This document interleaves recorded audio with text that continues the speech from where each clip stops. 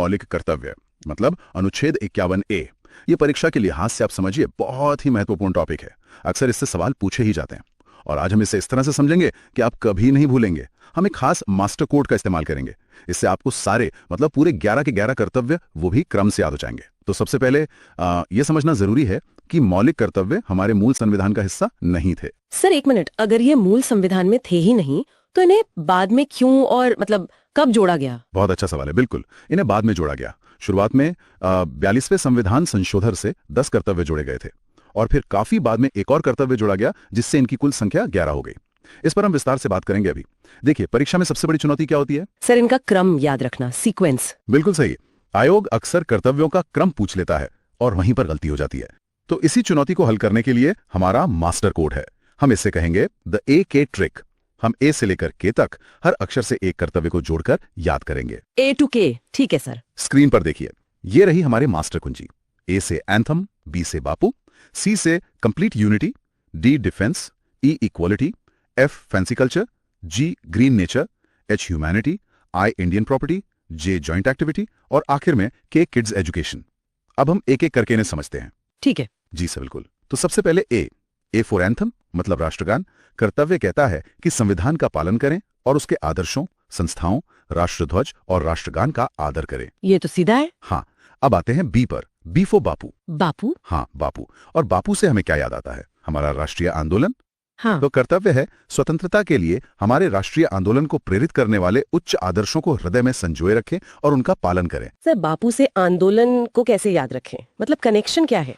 देखिए, बापू यानी महात्मा गांधी हमारे राष्ट्रीय आंदोलन के सबसे बड़े प्रेरणा स्रोत थे, है ना? जी सर। तो बस B फॉर बापू से हम आंदोलन वाले कर्तव्य को आसानी से याद रख सकते हैं। ये एक मेमोरी ट्रिक है। अच्छा ठीक है सर, समझ गई। चलिए, अब तीसरा C फॉर कंप्लीट यूनिटी। इसका मतलब है एकता और अखंडता।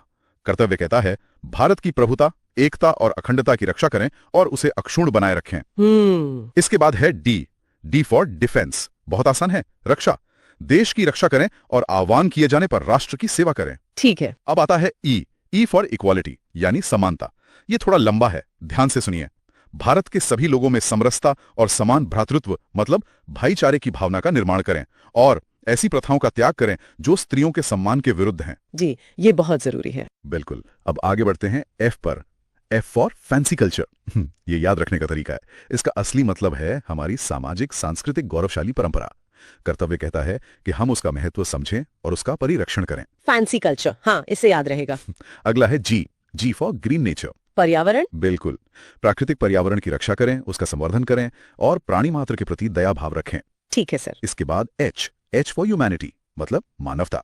कर्तव्य है वैज्ञानिक दृष्टिकोण, मानववाद और ज्ञानार्जन तथा सुधार की भावना का विकास करें। फिर आता है I फॉर इंडियन प्रॉपर्टी यानी सार्वजनिक संपत्ति। एकदम सही।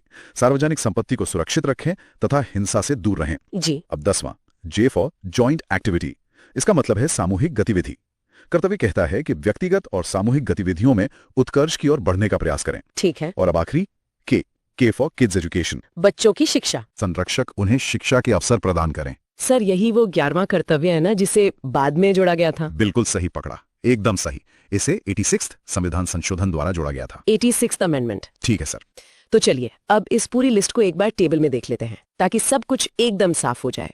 51A एंथम, B बापू, C complete unity, D defence, E equality, F fancy culture, G green nature, H humanity और I Indian property, J joint activity और K किड्स एजुकेशन। याद रहेगा आप? जी सर। AK ट्रिक से अब ये बहुत आसान लग रहा है। बहुत बढ़िया। अब कुछ सबसे जरूरी बिंदु जो परीक्षा में सीधे पूछे जाते हैं उन्हें दोहरा लेते हैं। जी। पहला बिंदु, मौलिक कर्तव्य मूल संविधान का हिस्सा नहीं थे। नहीं थे, ठीक है। दूसरा, इन्हें 42nd संशोधन यानी 1976 में जोड़ा गया था और तब इनकी संख्या 10 थी। 10, ओके। और तीसरा बिंदु 11वां कर्तव्य यानी शिक्षा वाला, वो 86 में संशोधन 2002 में जोड़ा गया। मतलब सर इसको ऐसे समझ सकते हैं कि मूल संविधान में 0 कर्तव्य थे। हाँ। फिर 1976 में 10 हो गए। सही। और 2002 के बाद कुल 11 हो गए। एकदम सही, परफेक्ट।